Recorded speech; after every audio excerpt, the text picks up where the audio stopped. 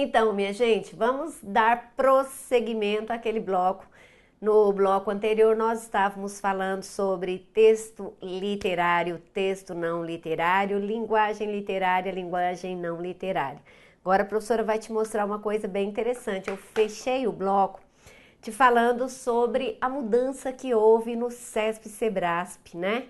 Eu particularmente considero que foi uma mudança ruim, porque antigamente eles cobravam os textos de forma mais completa.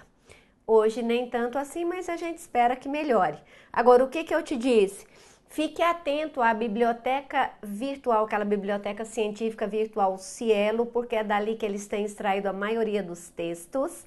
E também fique atento que o jornal El País, que é um jornal espanhol, tem sido muito utilizado pelos examinadores do CESP e CEBRASP. E sem contar que as outras bancas também utilizam, às vezes, textos científicos, textos acadêmicos de alto nível.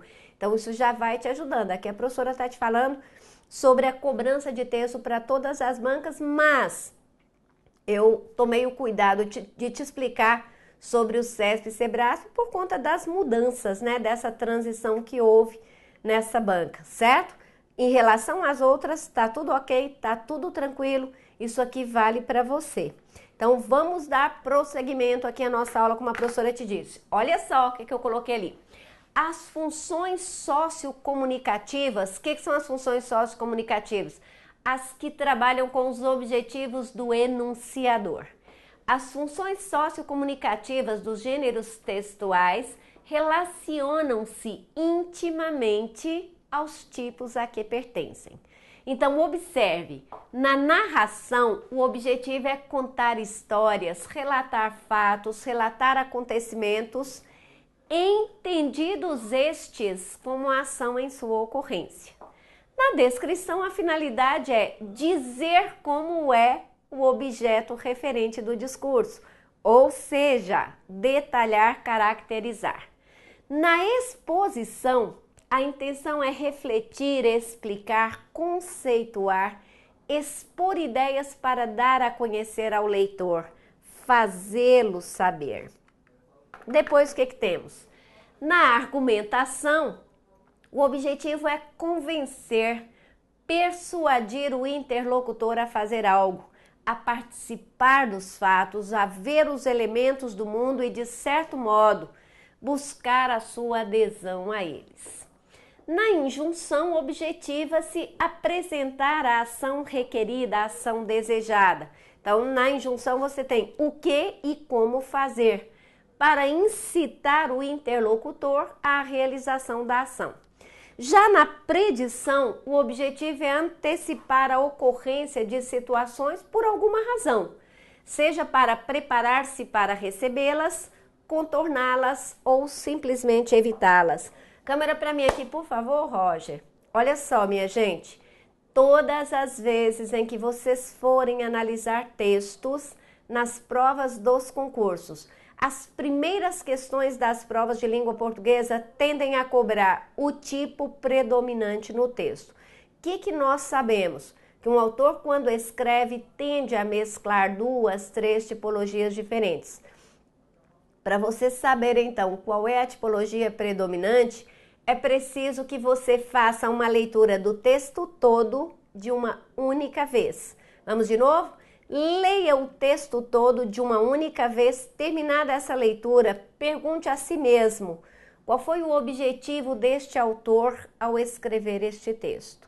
E aí você vai verificar. Se o objetivo maior foi contar uma história, ainda que o texto esteja repleto de trechos narrativos, ele será predominantemente narrativo. Se o objetivo foi emitir uma opinião, emitir uma abonação sobre algum comportamento, ainda que o texto esteja repleto de narrações, você terá de dizer que ele é predominantemente dissertativo. Com isso que eu estou te dizendo, o que você conclui?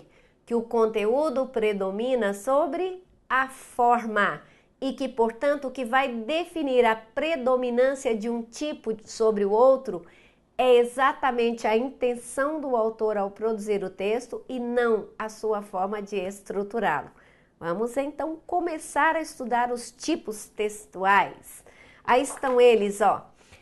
Tipos e gêneros textuais mais utilizados nas provas dos concursos. A professora está fazendo um raio-x das bancas para você, que é para você já atirar certeiramente, não ficar estudando o que não é necessário. Para isso, a professora já te deu aí a listinha, ó. Quais são os textos? Observe, dentro do discurso jornalístico, você tem tipologia narrativa e tipologia dissertativa. Perfeito. O que você vai encontrar nos jornais e revistas da tipologia narrativa? Notícias, crônicas, que são narrativas de fatos do cotidiano, e crônicas reflexivas, narrativas de fatos do cotidiano acompanhadas de uma reflexão quase filosófica sobre o assunto. Dentro da tipologia você tem os artigos de opinião, os editoriais que os examinadores de bancas de concurso adoram e também as entrevistas. Logo depois, o que temos aqui? O discurso literário. Olha só, discurso literário, claro que você vai encontrar a tipologia narrativa. O que temos aqui? Fábulas, crônicas reflexivas, contos e romances. Qual é o cuidado que você tem que tomar? Contos e romances são textos extensíssimos. Então, o que as bancas normalmente utilizam desses contos e romances? Fragmentos, pequenos trechos, ok? E do discurso acadêmico e discurso científico, o que você vai encontrar? Obviamente, a tipologia dissertativa. E aí nós temos artigos e ensaios, mesma coisa. Como são textos muito extensos, o que as bancas tendem a fazer? Isolam alguns trechos interessantes desses artigos e ensaios. Pois muito bem, agora a professora começa a te explicar os tipos textuais, vai te dar exemplos, que é para você ver exatamente como é que eles aparecem nas provas. Vamos tentar entender o que é essa tipologia narrativa. Observe que está muito sucinto para você, está muito tranquilo, bastante esclarecedor. Olha só. Narrativo é o texto que tem por objetivo relatar fatos, episódios, contar histórias verdadeiras ou fictícias. A narração apresenta uma sequência de acontecimentos com começo, meio e fim, que pode ter sua ordem alterada pelo escritor, dependendo do efeito que ele pretenda alcançar. São exemplos de textos narrativos: as notícias, os romances, as novelas, os contos, as crônicas, as anedotas, né, que são piadas e até histórias em quadrinhos. Agora, olha só que interessantes as características do texto narrativo. Primeiro, faz um encadeamento de ações e de fatos. Segundo, as frases se organizam em uma progressão temporal, né? Precisa ter datas. Então, você tem claramente a relação de anterioridade ao fato e de posterioridade ao fato. Tanto que não se pode alterar a sequência sem se afetar basicamente o texto. A professora colocou aqui para você, ó. É um texto bastante dinâmico, uma vez que existem muitos verbos indicando movimento ou ação. Câmera aqui para mim, Rogério, por favor. Olha só, minha gente, o que caracteriza o texto narrativo? É aquele em que nós contamos histórias de personagens que empreendem ações. Então, qual é a classe de palavras que normalmente sobressai neste texto? Verbos, verbos de ação. E é por isso que nós dizemos que as narrativas são textos dinâmicos, muito dinâmicos. Também, o que vai ajudar vocês na hora da prova é que as narrativas são os únicos textos que precisam ser datados, porque as histórias e os fatos têm de ser datados. Descrições e textos dissertativos não necessitam de datas, né? Não necessitam de marcação de tempo. Aí o que nós temos na narrativa? 6 elementos essenciais que eu vou te explicar ali agora mesmo. As bancas até não cobram isso, mas é bom que você saiba. Por quê? Para que você consiga localizar bem esse texto na hora da prova, para que você tenha segurança de dizer que tem diante de si um texto narrativo. Às vezes as narrativas se confundem muito com as dissertações expositivas. E o que você precisa pensar? É que se a narrativa tem 6 elementos que são essenciais, ora, o que a gente precisa fazer para identificar um texto como narrativo?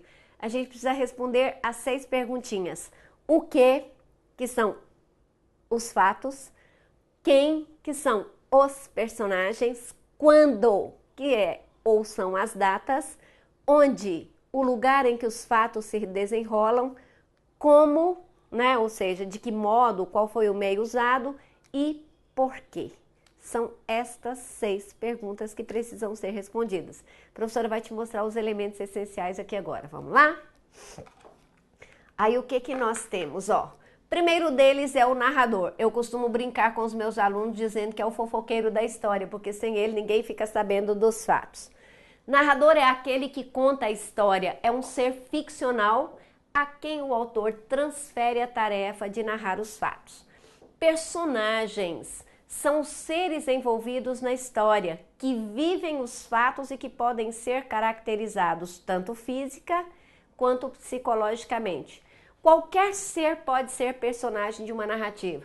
Pessoas, bichos e até criaturas inanimadas. Criaturas inanimadas, sim, você tem os apólogos, né?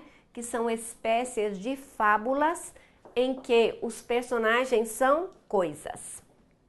Depois o que nós temos? As ações, ó. As ações representam a sequência da história e são fundamentais em textos narrativos, já que neles o autor organiza a ação em determinada ordem, contando para o leitor algum fato que ocorreu em determinado lugar, num determinado tempo e com determinados personagens.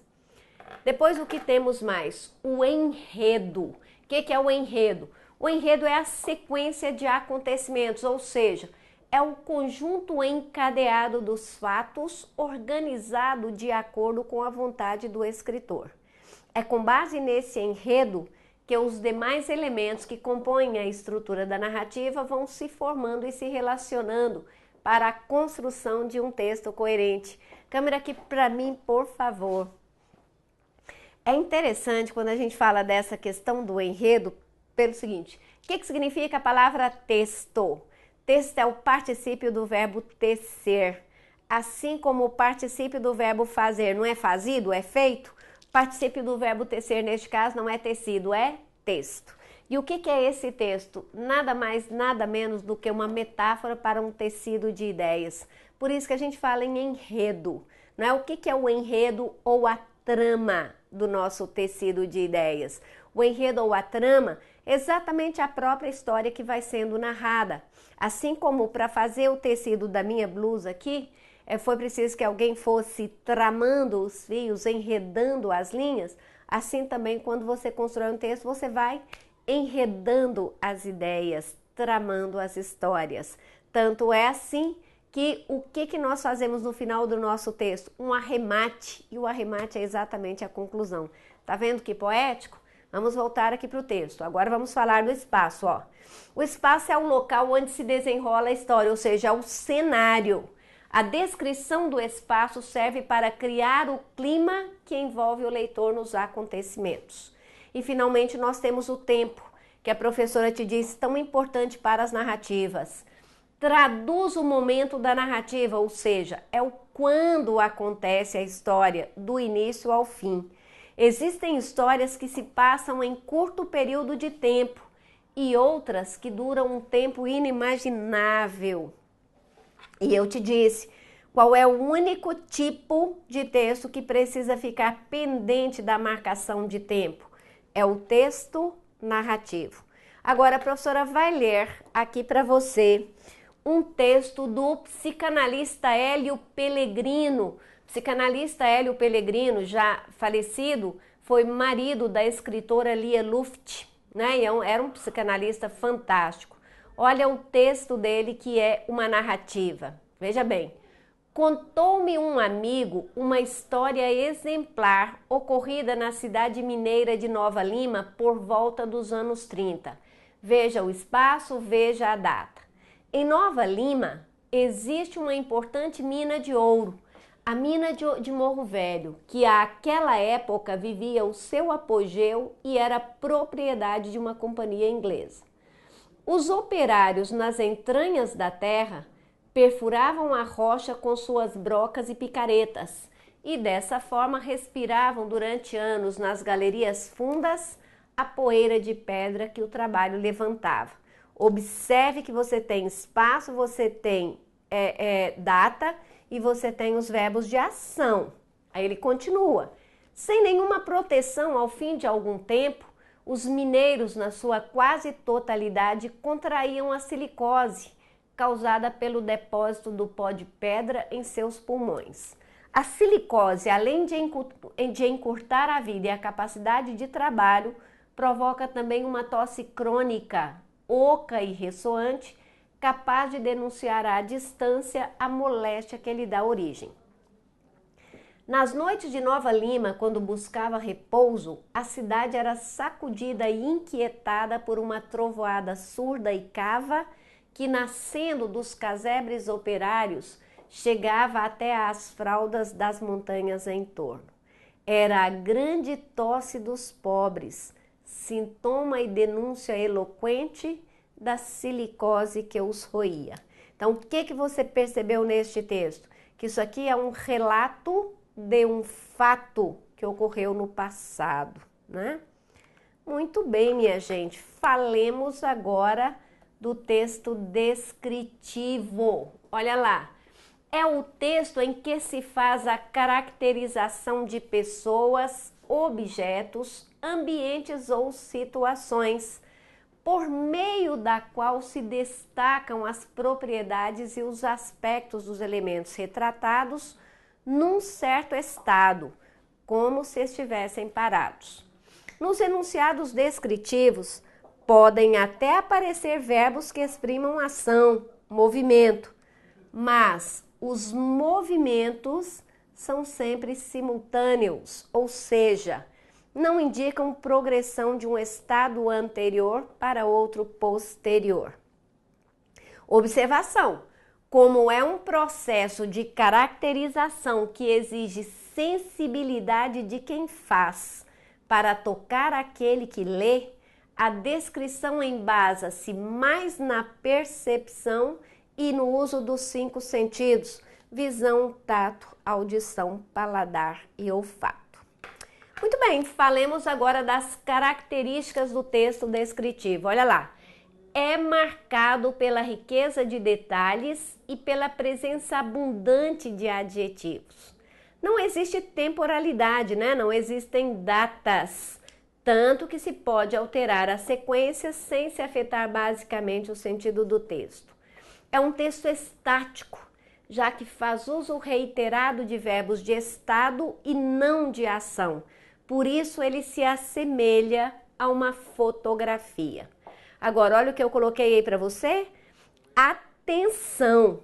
No texto descritivo, a apresentação conjunta de traços físicos e psicológicos permite que a caracterização se torne mais concreta, mais completa e mais sensível, para assim fazer o leitor realizar em sua imaginação o objeto ou ser descrito. Entretanto, é possível também que haja o predomínio de um aspecto, seja ele físico, seja ele psicológico, sobre o outro, ok? Então, vamos ver aqui as descrições objetiva e subjetiva. Veja bem, característica da descrição objetiva. Ocorre quando o processo de caracterização procura descrever a realidade de maneira real. Faltou uma vírgulazinha aqui que você vai colocar agora, ó. De maneira real, fiel e direta, sem acrescentar nenhum juízo de valor. O autor torna-se impessoal e a linguagem utilizada é a denotativa. Assim, à medida que o texto avança, a imagem do ser descrito vai se formando em sua mente. Observe o texto abaixo. Vou pedir aqui a câmera rapidamente para o Max, porque eu vi que o Max já voltou. Vou pedir a câmera para o Max. Vamos lá? Olha só o que a professora está te dizendo, que o texto descritivo é aquele texto em que nós pintamos retratos. Como é que nós pintamos retratos? Caracterizando, detalhando. Qual é a classe de palavras que nós usamos para pintar retratos? Adjetivos. Então você já sabe que as descrições são textos repletos de adjetivos. E também a professora está diferenciando para você a descrição objetiva da descrição subjetiva. Eu te pergunto, o que significa literalmente a palavra objetivo? Qual é o sentido literal, real da palavra objetivo? Direto, professora? Não. O professor está te perguntando, sentido literal, óbvio. Você vai dizer assim, bom, sentido óbvio é objetivo significa relativo ao objeto. Perfeito. Então, o que a descrição objetiva faz? Ela pinta um retrato do objeto. Perfeito, ela pinta um retrato do objeto. E que retrato então vai ser este? Ora, do seu aspecto físico, porque a descrição objetiva é aquela que traduz aquilo que todo mundo é capaz de ver de maneira igual sobre este objeto. Então, a descrição objetiva, ela sempre privilegia o aspecto físico do objeto, porque é aquilo que todo mundo é capaz de ver de maneira igual. Eu trouxe para você um exemplo de um livro que eu acho fantástico, eu já li, reli, treli, eu amo essa obra do Euclides da Cunha, que é o livro Os Sertões. E eu trouxe para você exatamente o retrato pintado por ele, daquele sertanejo que ele encontrou lá na Bahia, no interiorzão da Bahia, assim que ele pisou pela primeira vez lá no sertão de Canudos. Pois muito bem, minha gente. Olha só o que nós temos aqui neste texto. Tá aí, ó. O homem, a pé quando parado, recosta-se invariavelmente ao primeiro umbral ou parede que encontra. O que é o umbral? Aquilo que segura a porta na parede. A cavalo, se sofreia o animal para trocar duas palavras com o conhecido, cai logo sobre um dos estribos, descansando sobre a espenda da sela. E se na marcha estaca pelo motivo mais vulgar, para enrolar um cigarro, bater o isqueiro ou travar ligeira conversa com um amigo, cai logo, cai ao termo de cócoras, atravessando largo tempo numa posição de equilíbrio instável em que todo o seu corpo fica suspenso pelos dedos grandes dos pés, sentado sobre os calcanhares, com uma simplicidade a um tempo ridícula e adorável.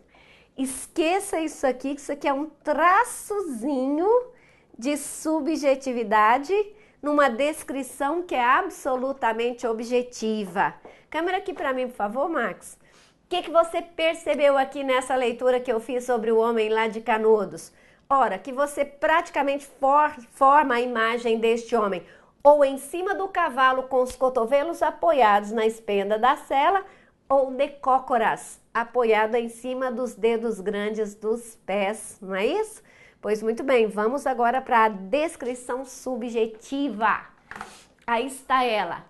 Ocorre quando o processo de caracterização destaca o estado de espírito do autor, suas impressões ou percepção diante da coisa observada, ou mesmo sua opinião sobre ela. É um texto que traz, professor engoliu o que aqui, ó, tá vendo? É um texto que traz uma representação muito particular do objeto por meio da linguagem conotativa.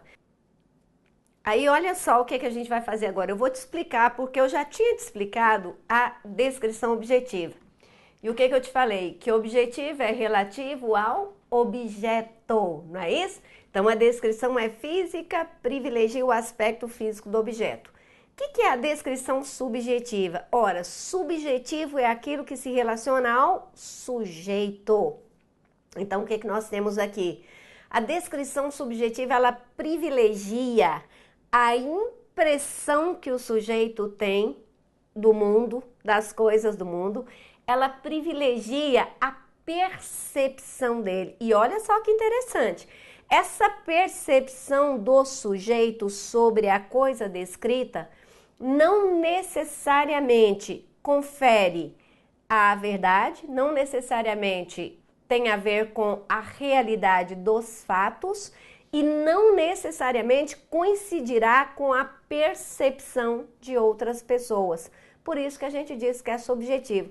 É a visão particular do sujeito, é a impressão dele, é a percepção particular dele, certo? Então vamos ver aqui de novo Euclides da Cunha, maravilhoso, pintando um retrato, só que desta vez subjetivo, daquele homem que ele encontrou lá no sertão de Canudos, na Bahia, não é isso? Olha o que ele diz sobre este homem. O sertanejo é, antes de tudo, um forte. Turma, essa frase ficou marcada, não é isso? Marcada, ó. O sertanejo é, antes de tudo, um forte. Não tem o raquitismo exaustivo dos mestiços neurastênicos do litoral. A sua aparência, entretanto, ao primeiro lance de vista, revela o contrário.